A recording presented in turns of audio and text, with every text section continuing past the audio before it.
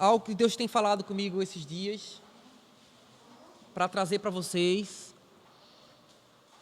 a necessidade que a gente tem de desenvolver o nosso amor pelos perdidos. A gente precisa aprender a desenvolver amor pelas pessoas que estão perdidas. Amém? A Bíblia diz que o amor de Deus já foi derramado em nosso coração. Então, graças a Deus, nós já somos cheios do amor de Deus, já está dentro de nós. Só que a gente precisa desenvolver esse amor, especialmente pelas pessoas que estão necessitadas do amor de Deus. Estão perdidos como ovelhas que não têm pastor, não é? E meditando nesse texto, desde ontem, eu estava meditando nos tópicos, algo no que falar, e anotei os tópicos, né? Eu Caio, tive o privilégio de ter Caio desde ontem lá em casa. Quando foi hoje, bem cedinho de manhã, acordei antes dele e fui pegar os tópicos, fui escrever. Passou a tarde conversando, depois eu fui desenvolver esse tema. Essa palavra estava pulsando no meu coração essa semana para compartilhar com vocês. Nós precisamos desenvolver amor pelos perdidos. Amém? Uma igreja que cresce de forma saudável, em quantidade, unidade e qualidade, aprendeu um precioso segredo. Que segredo é esse? Não são os templos suntuosos, não são eventos ou inúmeros programas, não são pregações ou boa música os fatores preponderantes desse crescimento. O segredo é, eles aprenderam a amar os perdidos como Jesus. Eles podem fazer programações, eventos, música, claro que sim, lógico, essas coisas acontecem, fazem parte, né? A gente tem que ter essas coisas. A questão é a seguinte: o que é que nos motiva a fazer esses programas, esses encontros? O que é que nos motiva a ir na direção das pessoas? Será que é simplesmente ter quantidade para ter status? Isso é muito perigoso, irmãos. A gente pode ter essa motivação. Não, vamos ser a maior igreja da cidade.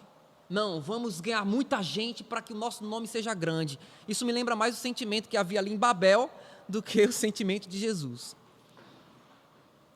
Nossa motivação não tem que ser outra, além daquela que havia em Jesus. Amor pelos perdidos, amor pelas pessoas. Amém? As pessoas que descobriram esse segredo, as igrejas que crescem de forma saudável, elas têm uma forte pegada missional. São movidos por um amor que os constrange a pensar em ser igreja também para os de fora. Seguindo o exemplo de Jesus, como diz em Lucas 19, capítulo 19, versículo 10, que diz o quê? Vamos ler juntos? Porque o Filho do Homem veio para buscar e salvar o que se havia perdido. Aleluia. Coloquei essa figurinha aí para vocês meditarem. O bom samaritano, certo? Age como o Senhor, o nosso bom samaritano, Jesus. A missão de Jesus foi, ele veio para os de fora, para o que estava perdido. E ele pegou esses perdidos e trouxe, ele os achou. Veio buscar e salvar o que se havia perdido. Se essa era a missão de Jesus, qual é a nossa missão? Buscar e salvar o que está perdido. Amém? Amém, irmãos? Vocês são cristãos? Amém. Seguindo o exemplo de Paulo também, que constrangido por esse amor que havia em Jesus, afirmou, 1 Coríntios 9, 19, que foi o que ele disse: pois sendo livre de todos, eu fiz-me escravo de todos para ganhar o maior número possível. Como eu compartilhei com vocês da outra vez, é do desejo de Deus o maior número possível. Deus não se alegra com a morte do ímpio. Deus não se alegra em ver jovens morrendo, como eu ouvi hoje Carlinhos testemunhando, de um jovem que morreu ontem, né, aqui em cima. Deus não está feliz, gente, de ver essa situação.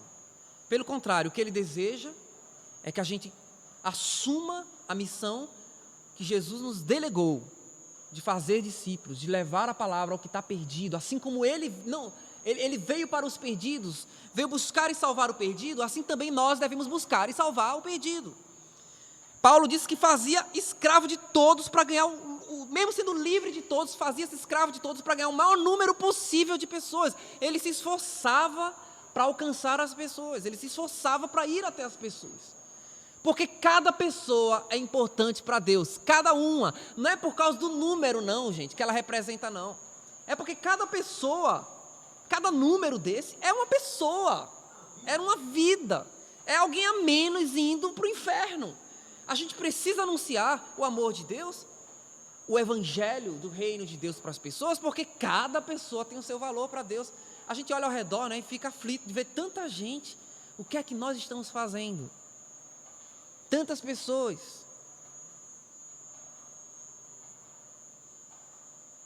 Como desenvolver esse amor, gente? Primeira coisa, comece orando. Amém? Orando para que o Senhor mova o seu coração. Ouvimos muito que, uma frase que a gente sempre ouve, né? A oração move o coração de Deus. Quem já ouviu essa frase aqui? Né? Sabe, eu creio que, na verdade, a oração move o nosso coração. O nosso coração, na direção do coração de Deus. É isso que acontece quando a gente ora. Deus é uma rocha, gente. Deus está firme e resoluto na sua vontade. Só que quando nós oramos, o nosso coração é movido na direção dessa rocha, na direção do Senhor. Amém? A oração tem o poder de mover o teu coração. Deus, Ele é uma fortaleza. Ele não tem sombra nem variação. Vocês estão entendendo o que eu estou querendo dizer? Entenderam? Ele está ali. O seu propósito é eterno. A sua vontade estabelecida e clara na palavra. A ideia muitas vezes dessa frase de que a oração move o coração de Deus é como se Deus precisasse, como se a gente tivesse que... É claro, gente, quando a gente ora, Deus atende, mas dá a impressão de que nós estamos no centro da situação e Deus se move para nos atender. Entendeu agora?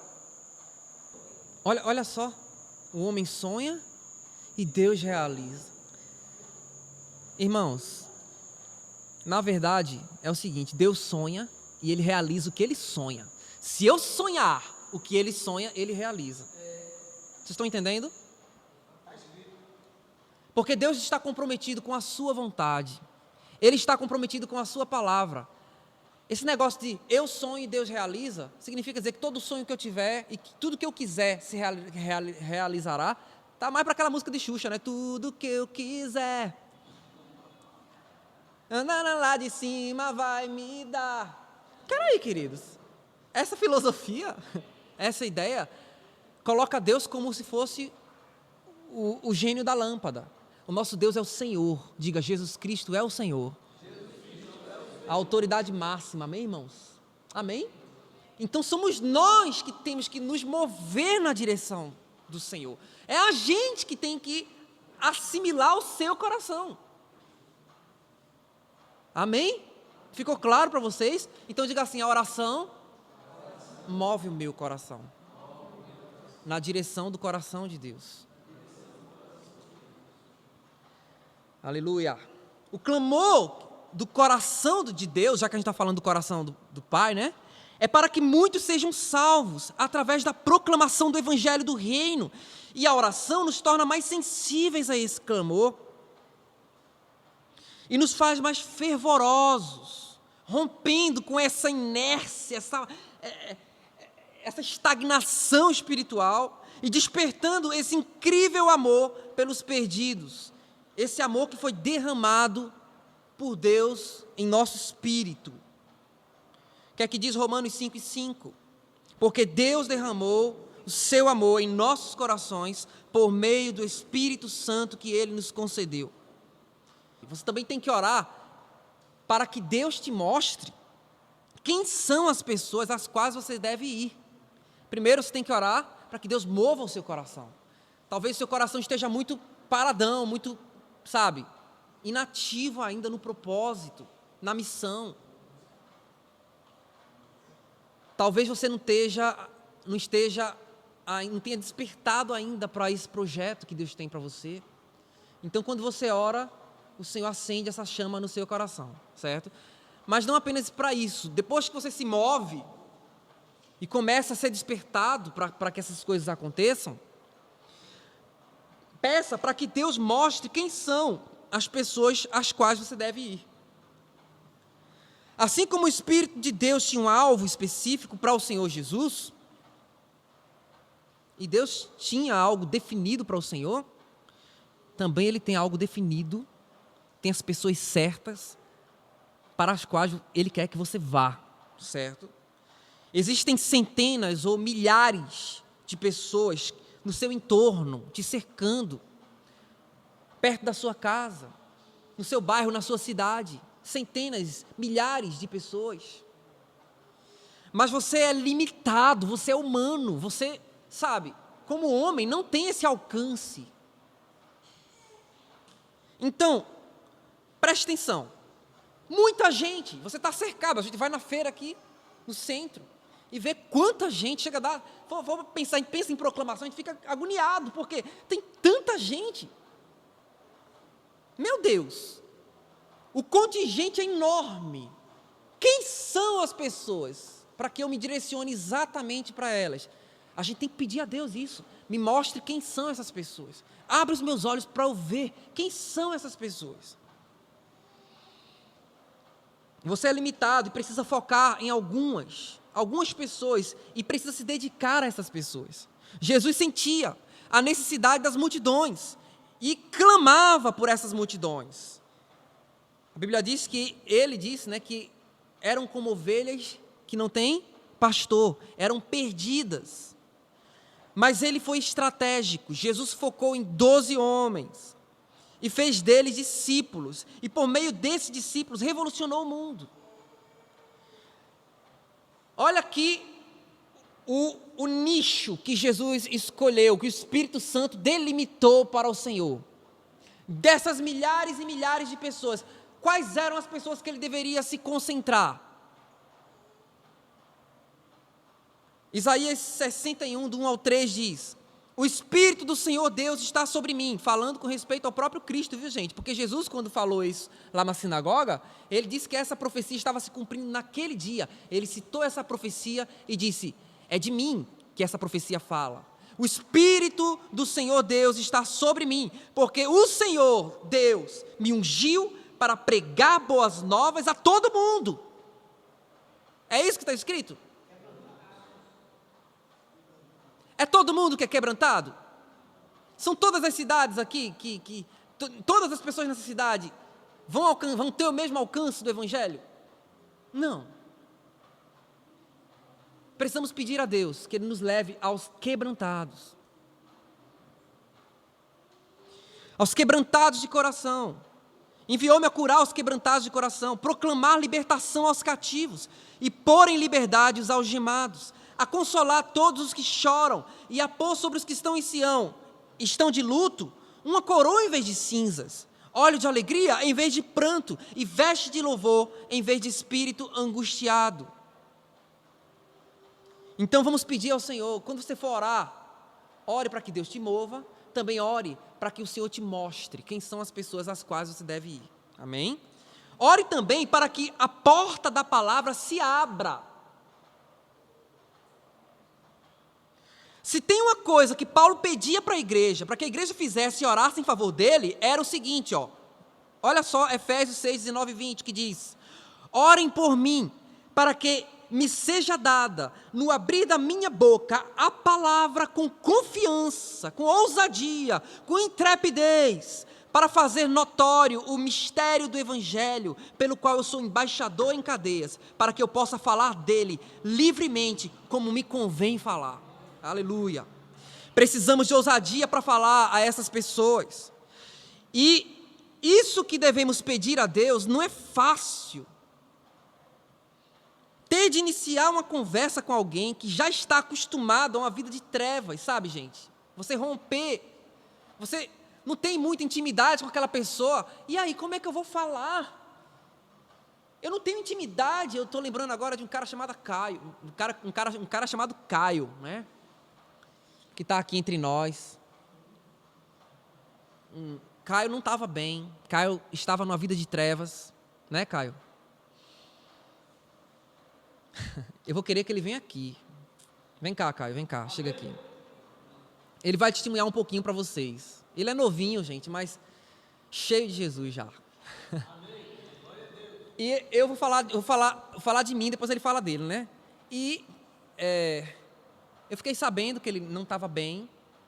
Ele mora em Olinda, ali em Jardim Atlântico, bem pertinho de Jojó, né? E eu fiquei sabendo que ele estava meio que bem para baixo, bem deprê mesmo, uma situação bem crítica, uma situação do coração bem desesperadora, e precisava de Jesus, precisava conhecer o Evangelho, precisava conhecer o amor de Deus por ele, né? Aí eu fui lá, peguei ele, né? Vim para cá, enfim. Gente, mas quando eu tentei começar a conversar com ele, eu até falei, não, eu vou conversar outras coisas, eu vou chegar de mansinho, não sei como é que eu vou chegar. Eu não tinha muita intimidade, eu não tinha muito papo com ele. Mas sabe, gente, quando alguém está numa situação assim, não tem para onde correr, só sobra um assunto, o Evangelho do Reino de Deus. Não tem outro assunto, só Jesus. Qual é o nosso outro assunto? Queria que Caio falasse um pouquinho aqui. Fala aqui, Caio. Passa aí lá no gravação. Então, gente, boa noite todo mundo, a paz do Senhor. Como o Solinho estava falando, né? Eu estava numa vida de trevas mesmo. Eu me desviei, eu passei muito tempo no mundo e eu não queria saber disso, de estar aqui, de ouvir falar, ler a Bíblia, velho.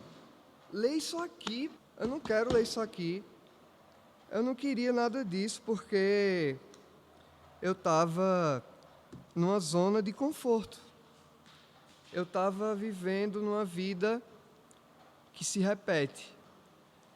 A única diferença é que mudava o ambiente, mudavam as pessoas, mudavam os números, as estações do ano, mas a sensação, a vida era a mesma, era vazia. Era uma vida sem Deus.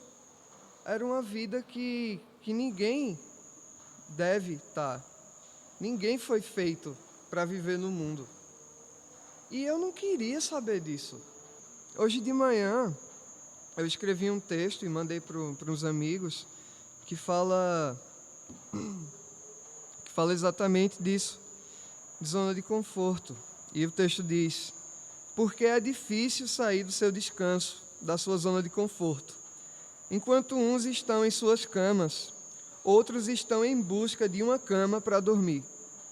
Enquanto uns estão com sono, outros estão cansados e sedentos.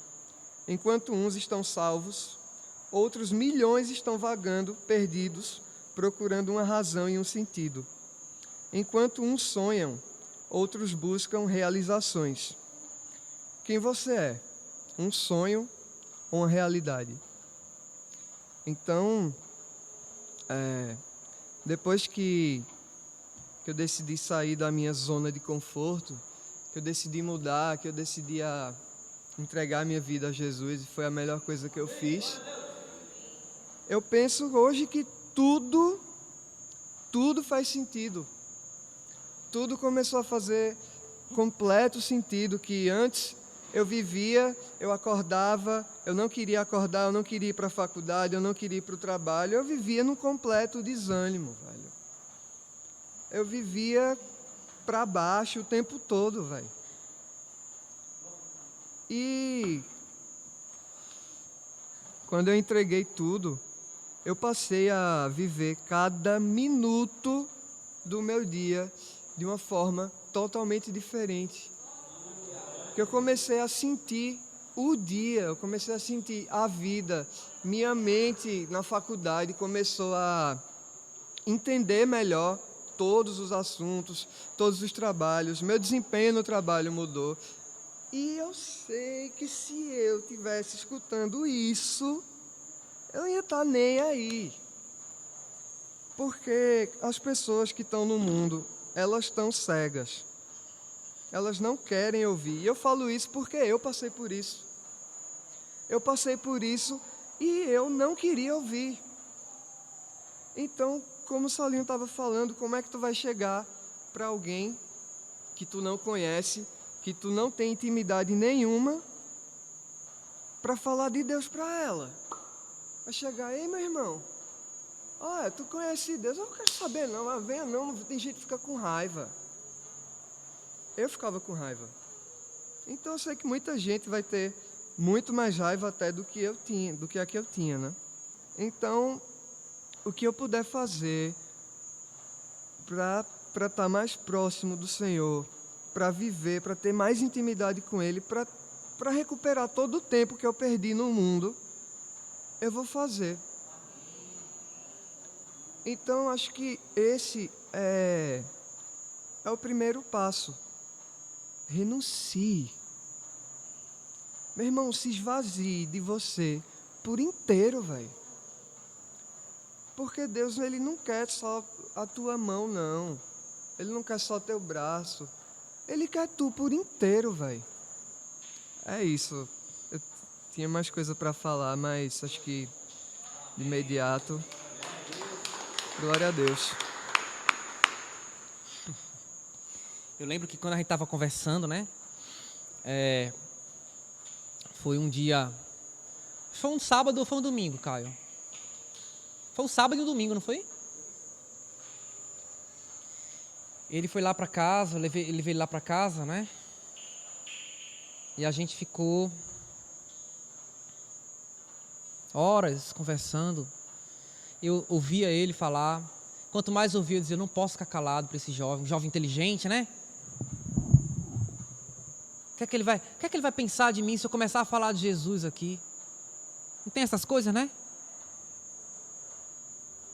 Queridos, é o único caminho. Caio, só tem uma solução para você. Jesus. Entregue-se ao Senhor. É assim, aconteceu assim comigo, ó. Pá, pá, pá, pá. Meu irmão. E aí você vê o que Deus tem feito. Eu estou muito feliz, gente. Eu estou muito feliz de ver Caio aqui. Ouvindo ele falar, para mim é uma alegria muito grande. Eu sei que, assim, através da vida dele, muita gente vai ser levada ao Senhor. Amém, irmãos? Amém? Então, olha só. Peça ao Senhor que Ele abra essa porta da palavra. Amém? Primeira coisa é comece orando. A gente leu, né? Começar orando. Orar para que o Senhor nos mova. Orar para que Deus mostre quem são essas pessoas e orar para que Ele nos dê a palavra, certo?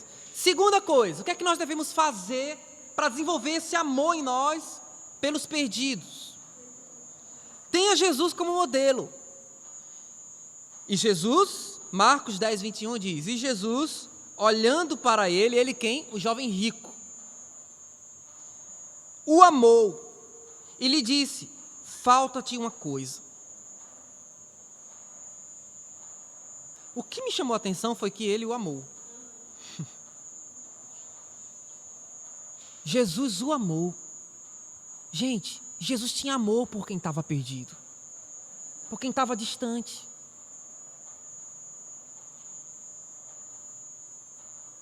É lindo ver como Jesus amava o perdido. Ele olhava nos olhos do aflito, ele tocava os intocáveis, os leprosos. Ele amparava prostitutas, chorava com os que choravam, dava crédito às crianças e até com os duros religiosos ele dialogava. Quando a gente medita nos evangelhos, nós ficamos constrangidos com tanto amor demonstrado pelo Senhor. Se quisermos ter resultados como o de Cristo, precisamos amar como Cristo, como Jesus. Amém? Senhor, opera em nós esse amor. Deus, esse amor que havia no teu coração, pelo perdido, pelas pessoas, opera em nós, Senhor. Que a gente seja constrangido pelo amor do Senhor que a gente ame as pessoas, Senhor, e não faça, meu Deus, não coloque dificuldades para as pessoas, que a gente simplesmente, Senhor, seja uma ponte, caminho, canal, como Tu eras, Senhor, levando essas pessoas a Deus, que a gente leve essas pessoas a Deus, em nome de Jesus. Terceiro, seja gracioso, não se iluda, pensando que as pessoas às quais Deus te enviará, virão prontas, isso é uma ilusão, gente, pensando que elas virão já curadinhas, pensando que elas vão vir resolvidas.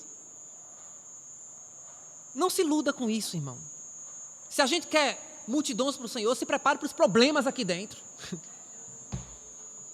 Se prepare para sujar suas mãos com a sujeira dos pés dos outros.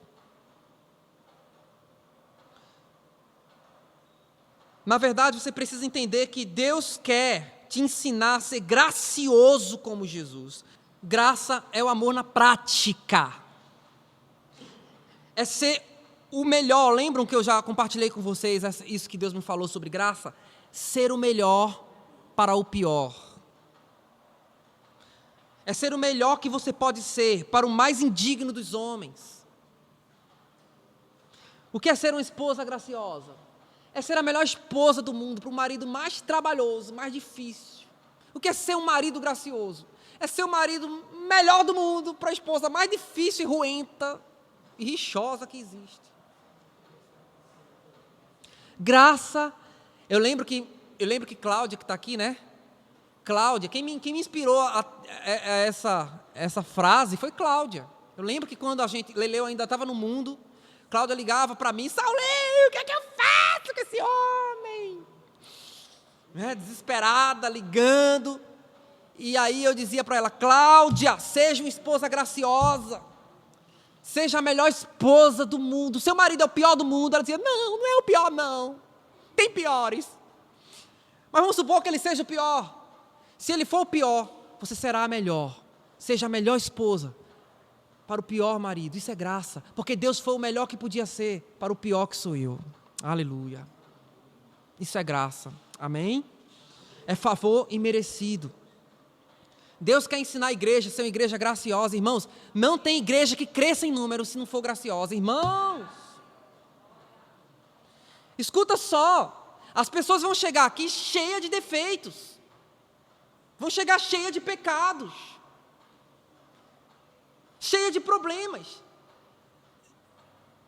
Pessoas de todo tipo. Se a gente quer crescer, tem que se preparar. Agora, sabe o que é inaceitável?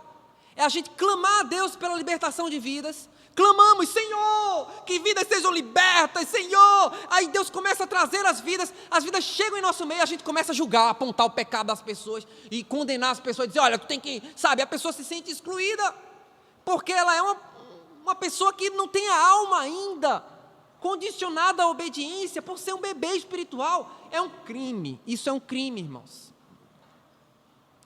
que muitas igrejas cometem. Muitos, olha gente, as pessoas que às vezes mais dão trabalho são as mais antigas, muito moralistas, se acham melhores mesmo do que os outros. Aí chega um jovenzinho com uma tatuagem aqui, com um brinco alargador, chega um homossexual, uma prostituta, e começa: olha para aí, que absurdo, olha, tu te endireita, te endireita. Tira logo isso, não sei o quê. E começa, a pessoa já se sente atacada. Ao invés de se sentir abraçada, se sente atacada. Irmãos, uma igreja que age dessa forma, sempre terá os seus gatos pingados. Não vai crescer. Irmãos, se a gente quer crescer, tem que se preparar para um bocado de gente cheia de problemas, de crises, de frustrações, de profundas raízes de rejeição, que vão demonstrar atitudes hostis, muitas vezes difíceis, e você vai ter que ser treinado na muita paciência, irmãos, ao lidar com essas pessoas. Irmãos, nós precisamos desenvolver o amor na prática. Precisamos ser graciosos. Lembre-se, Uma coisa que vai ajudar você a ser gracioso é você se lembrar de onde você veio. Tem gente que caminhou muito com o Senhor, está há muitos anos com Jesus, mas esqueceu que lá atrás era um prostituto. Esqueceu que lá atrás era um ladrão. Ah, porque eu sou nova criatura, amém, você é. Mas se não fosse a graça de Deus na sua vida, você estava frito. Então tem gente que esqueceu que veio do pecado, da lama. E ao invés de desenvolver um coração humilde, desenvolve um coração julgador. Gente, por isso que Deus às vezes permite que a pessoa caia. Mesmo crente, às vezes, ela, por causa do orgulho, ela vai lá e cai. Sabe por quê? Porque às vezes se acha melhor do que os outros, julga, aponta, e vai lá, Deus permite, tropeça para ela ver que é aquele mesmo pecador. Que se não fosse a graça do Senhor, não ia conseguir nada. Vai, Fabiana. Assim, passei um tempo, né? Assim, muitas pessoas aqui conhecem Pablo antes de convertido, né? E assim, eu guerreava muito no meu coração em relação de ajudar pelas falhas que ele tinha. E às vezes eu ligava para a Daiane chorando, Daiane, eu não vou ajudar, eu não quero, e bati o pé, e Daiane, ame. E eu dizia, tu pede para eu amar, porque né, tu ame. E enquanto eu não me posicionei no amor, o Senhor nada mudou. Então assim, quando eu vejo às vezes assim, as pessoas assim, eu tenho visto muito isso às vezes com tipo adolescente. Os nossos adolescentes. Eu tenho uma filha adolescente, né? E assim, o mundo aí fora oferece muita coisa, né? Mas assim, o que a gente precisa amar, eu tenho, Saulinho, me colocado na brecha, não só pela vida da minha filha, mas como pela vida de outros irmãos aqui na igreja. Porque às vezes eu vejo muito julgamento. Ah, porque se fosse meu filho eu fazia assim, se fosse meu filho eu fazia assado. E não ama, entendeu? Então assim, a gente tem que verdadeiramente amar essas pessoas, porque o que vai atrair elas é o amor. Porque eu fui atraída pelo amor. Aleluia. Eu também. E eu não vou deixar, assim, a gente tem que falar de Jesus realmente, mas o amor, ele constrange. E eu estava falando para a Jaque aqui que a semana passada eu estava lavando lá a calçada de casa, aí passou duas meninas, uma de 14 e uma de 13. E a menina passando mal, e eu chamei ela, né, ela veio. E eu disse, você está passando mal, quer um copo d'água? Ela disse assim, eu tomei remédio para me matar. Aí quando ela disse isso, eu disse, Jesus, me dá graça. O que é que eu vou falar para essas duas meninas? Aí fui, chamei elas, né, para elas entrar. Aí ela sentou no terraço, assim, quis sentar no terraço. Eu disse, não, vem para aqui para dentro. Peguei o ventilador. Ela disse, mas você vai deixar eu entrar na sua casa sem me conhecer? Aí eu disse, aí coloquei ela dentro de casa tudinho e comecei a conversar um pouco com elas. E ela disse que estava passando por uma situação muito difícil com a mãe, a irmã envolvida com drogas. E que ela tinha tomado remédio para se matar tudinho. Eu ofereci a ela um copo de leite, né? E eu disse a ela, meu amor, independente do que sua mãe é, mas ela é sua mãe. E você precisa honrar. E outra coisa eu vou falar para você, aquilo que eu posso lhe oferecer é uma coisa que me libertou, Jesus. Se você quiser Jesus, as minhas portas estão abertas. O dia que você quiser, pode bater no meu portão e me procurar. Porque eu tenho pessoas que podem lhe amar. E a gente junta conquistar a sua família para Jesus. Amém. E ali eu orei por elas, né? E elas foram embora. E quando ela ia descendo, ela disse assim, se eu precisar de você, eu posso voltar? Eu disse, pode, a hora que for. Pode tocar aqui, que eu estou aqui para lhe servir. Aí elas foram embora, até agora elas não voltou, né? Vamos orar. Mas, vamos orar. Amém. Essa percepção de Carlinhos aí é típica de alguém que consegue se colocar no lugar do outro. Ele está vendo que esses jovens causam problemas. Mas quando a gente começa a fazer uma leitura da vida dessas pessoas, a gente vê o vazio em que elas vivem. A gente vê as trevas em que elas estão mergulhadas. E quem tem o amor de Deus vai se sentir comovido e movido em seu coração, com sentimento de compaixão por essas vidas. Ao invés de julgá-las, vai clamar por elas. Amém, irmãos? Olha aí, ó. Outra coisa que vai te fazer gracioso é colocar-se no lugar de quem você deseja alcançar. Como falou Rick Warren, no livro Uma Vida com Propósitos, né? As pessoas não se interessam pelo que nós sabemos, até que saibam o quanto nos importamos com elas. As pessoas não se interessam pelo quanto você sabe das coisas, até que elas descobrem o ponto em que você se importa com elas, até que elas sabem, até que elas descobrem, uau, fulano se importa comigo, se interessa por mim. Aí ela passa a se interessar pelas coisas que você sabe. Às vezes a gente quer passar conteúdo para as pessoas, a gente quer anunciar as coisas, falar as coisas para as pessoas, mas a gente não tem um pingo de empatia com elas. Estão entendendo? Precisa ter empatia, que é a capacidade de compreender o sentimento ou a reação da outra pessoa, imaginando-se nas mesmas circunstâncias. Quando você tem isso, quando você tem empatia pelas pessoas, elas terão mais facilidade em nos ouvir, se nos identificamos com elas. Elas terão mais facilidade de nos receber, porque a gente é amigo. Exatamente. A capacidade de se colocar no lugar do outro. De se identificar com o sofrimento do outro. Eu fico pensando em Jesus, sabe, gente? Olhem para Jesus. Ele não se contentou com as estrelas, com todo o universo criado. Deus sabe lá o que tem nesse universo tão exuberante e grande. Ele queria, vejam a empatia do coração de Deus, queria pisar na terra que nós pisamos, se colocar no lugar em que nós estamos, até as últimas consequências, até o ponto de derramar sangue. Que empatia. Que capacidade de se colocar no lugar do outro, literalmente, porque a cruz era o nosso lugar. E ele se colocou literalmente em nosso lugar. Amém, amém, irmãos?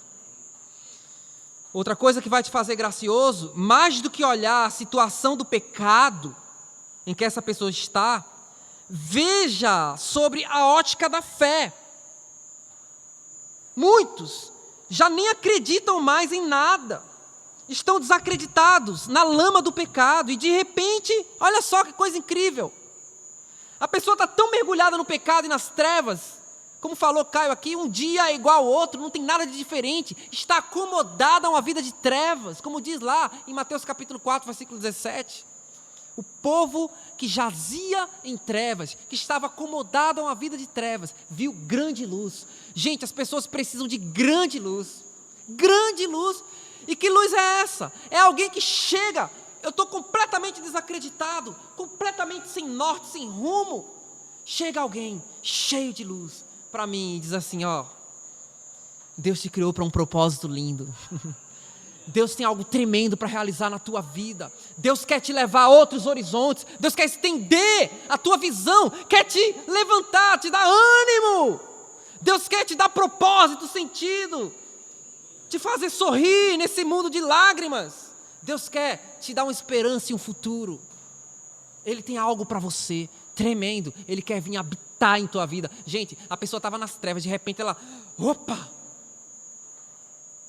E assim como o pai, vejam só, o pai da história do filho pródigo, lembram do que acontece quando o filho pródigo vem arrependido? Que ele chega, o que é que acontece? O que é que o pai dá para ele de presente? Uma roupa nova, sandálias para os pés e um anel para o dedo. E esse anel, nesse caso, a gente sabe que era um anel de responsabilidade. O pai coloca novas responsabilidades na mão de um filho gastador. Você colocaria um filho gastador, que pegou dinheiro, torrou dinheiro da forma mais irresponsável do mundo, você colocaria nas mãos do filho desse, Josemar, toda a administração dos seus bens, novamente? Sabe o que é isso, irmãos? Deus acredita em você. Ele coloca algo nas tuas mãos, talentos para você administrar, responsabilidades. Ele acredita, não por causa de você, mas por causa de Jesus. Ele acredita, Deus acredita, o amor acredita, tudo crê. Jesus creu em nós. Aleluia. Glória a Deus. Eu quero dizer que Jesus acredita em você. Ele colocou um anel no teu dedo. E da mesma forma, gente, a gente precisa acreditar nas pessoas. Elas vêm até nós desesperadas, vêm sem nenhuma perspectiva. E de repente a gente começa a olhar para elas e ver o potencial de Deus na vida delas. Que coisa boa, que coisa maravilhosa. Amém? Aleluia. De repente essas pessoas se deparam com alguém cheio de Deus que os veem como únicos, especiais e úteis no projeto de Deus. Isso é muito forte, impactante. Nós somos mensageiros da esperança, irmãos. Estenda sobre essa pessoa um manto de amor, ao invés de olhar os pecados dela. Sabe, a gente já meditou sobre isso aqui outra vez, a gente compartilhou aqui com vocês. Essa é a cobertura que eu acredito, irmãos. É um manto de amor que nós lançamos sobre os pecados dos outros. A Bíblia diz que o amor cobre multidão de pecados. 1 Pedro, capítulo 4, versículo 8. Você não vê os pecados mais dessa pessoa, você vê ela coberta com o amor de Deus. Você não consegue mais ver o passado, por mais pesado que tenha sido. Você, sabe, mergulhou na graça de Deus de uma forma que não consegue mais, eu não quero ver mais. Eu lanço sobre essa pessoa um manto de amor e vou conseguir abraçá-la, porque ela foi revestida. Esse amor cobriu a sua multidão de pecados. E em quarto e último, aqui, como desenvolver esse amor pelos perdidos. Quarto e último tópico: aproxime-se das pessoas. Aproxime-se. Primeira coisa, faça sua lista de oração. Antes de se aproximar, aproxime-se primeiro no espírito. Faça sua lista de oração, interceda, jejue, vele por cada vida nessa lista. Eu fiquei muito feliz ontem, antes de dormir, né? Caio, mesmo novo convertido, já está com a lista de oração. Está lá, e quando foi ontem, antes de dormir, jejuando e orando por essas pessoas. No jejum de quantos dias? 60 dias jejuando, irmãos. Ele acabou de se converter, irmãos. Jejuando pelo pai, pelos primos, pelos parentes, pelos irmãos. Por aqueles que ainda não têm ainda uma clareza, uma luz. Pedindo a Deus que sejam livres. Irmãos, é isso que nós estamos precisando fazer. Amém? Você já preencheu sua listinha? Quem não recebeu ainda sua listinha, lembre-se que a gente vai ter aí o repense, né? Quem não recebeu a lista ainda? Só Jacemar e Evânia, né? Carlinhos recebeu a lista? Tenho aqui a lista ainda. Certo. Oi, Jaque.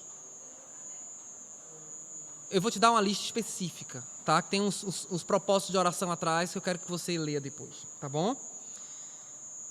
Segundo, faça contato. Faça contatos. Ligue, visite, volte a ver essa pessoa ou essas pessoas. Não existe relacionamento que se inicie sem contato, gente. Por que aquelas estratégias evangelísticas do folhetinho às vezes são pobres, irmãos? Por que não causam o efeito que deveria causar? Porque a gente se acostuma. A gente pega um folhetinho e diz: olha, medite nisso aqui, Jesus é a salvação.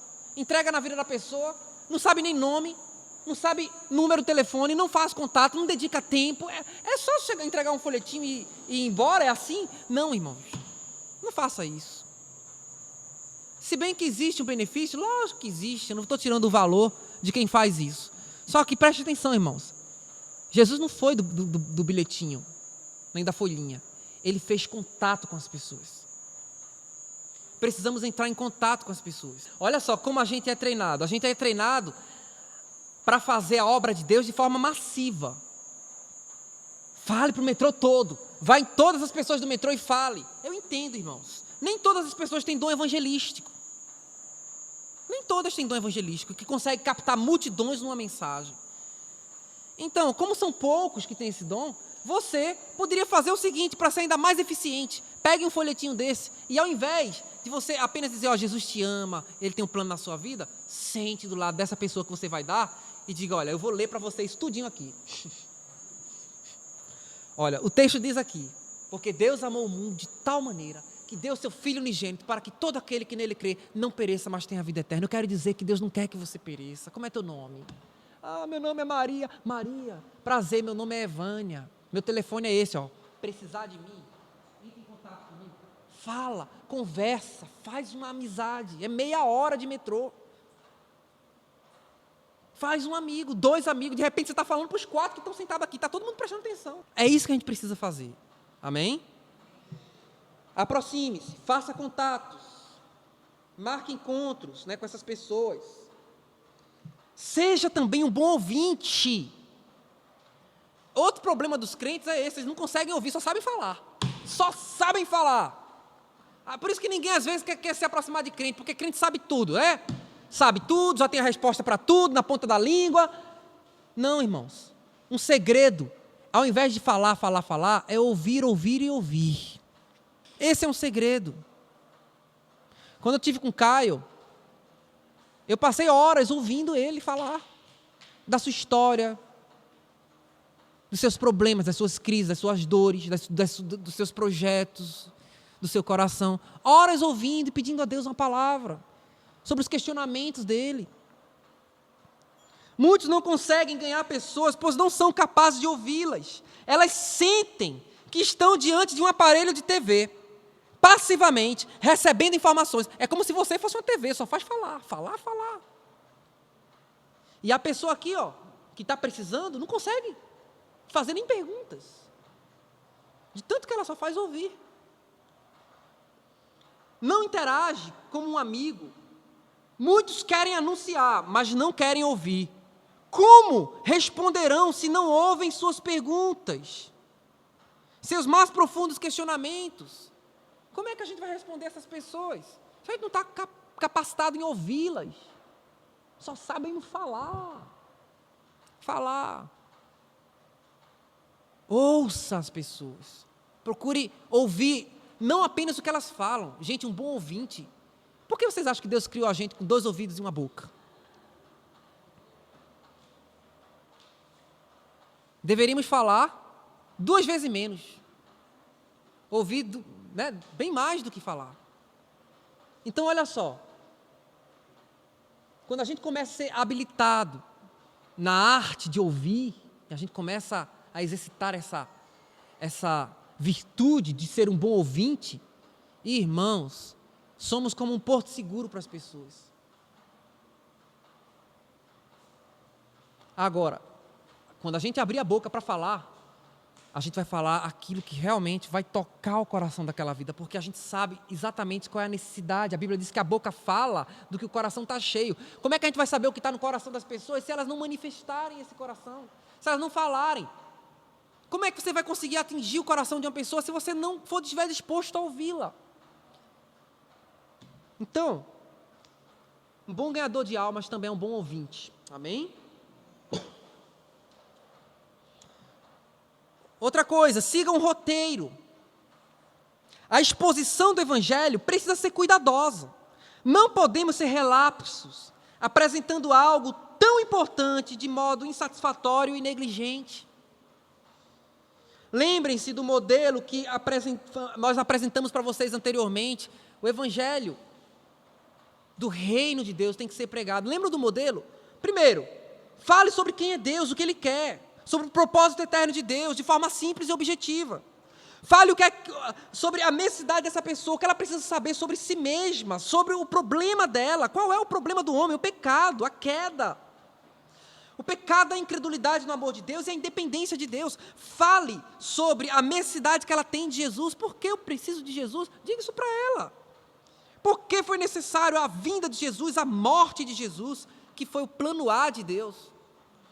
E agora, o que devo fazer? Ela pergunta. Você tem que saber responder. A porta do reino de Deus, arrependimento, batismo, dom do Espírito Santo, o evangelho do reino, deixar Jesus governar a sua vida.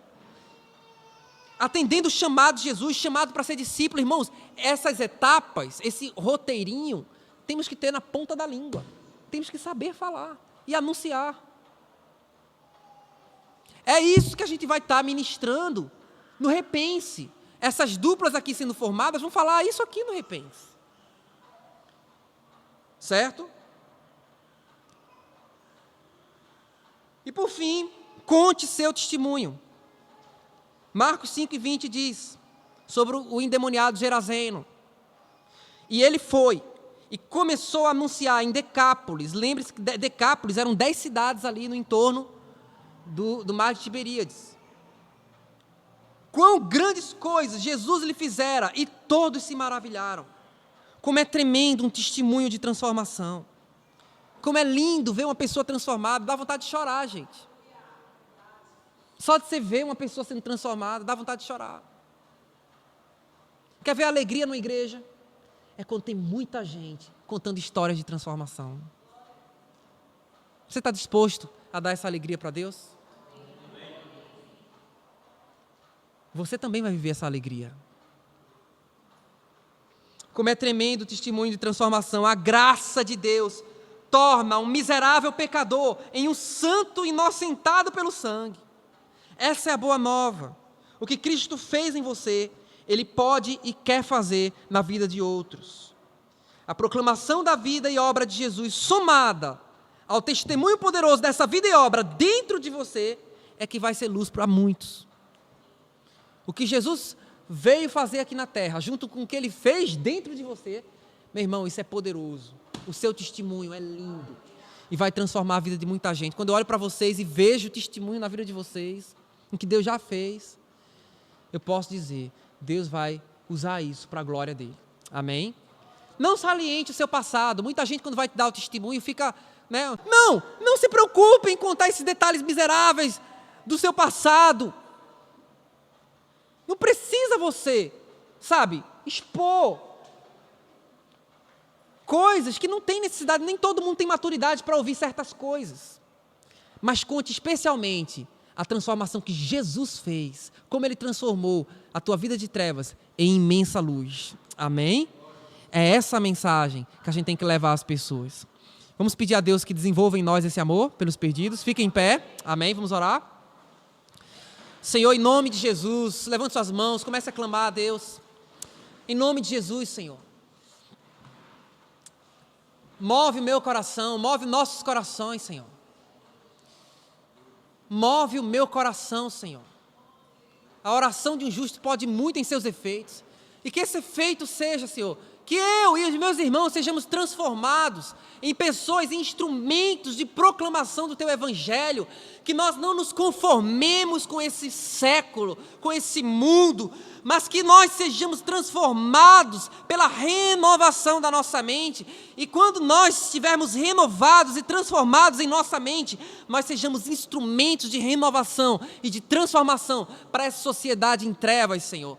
Oh, Espírito de Deus, nos ajude, Senhor, nos leve, Senhor, a outro patamar, Senhor, de ânimo, de força, Senhor, de poder, de ousadia na palavra, no procedimento, no trato, no amor demonstrado pelos perdidos. Senhor, nos tire, Senhor, da mediocridade, como foi orado hoje aqui, e nos leve, Senhor, a um nível, Senhor, de amor, que se entrega pelos perdidos, que sofre, como Paulo falou. Eu fiz-me, mesmo sendo livre de todos, eu fiz-me escravo de todos, para ganhar o maior número possível.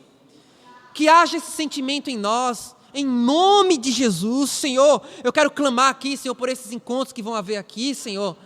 O Repense, o Segue-me, Senhor. Que, meu Deus, a igreja se mobilize nesse espírito de amor, Senhor.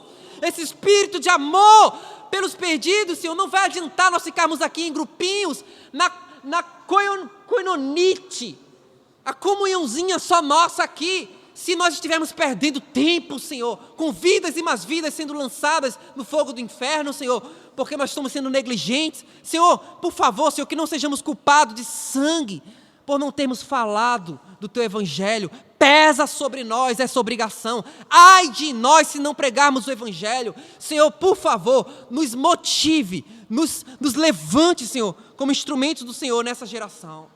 E que vidas e mais vidas sejam entregues nas Tuas mãos, através das nossas vidas, para a glória, não do nosso nome, mas para a glória do Teu nome. Amém.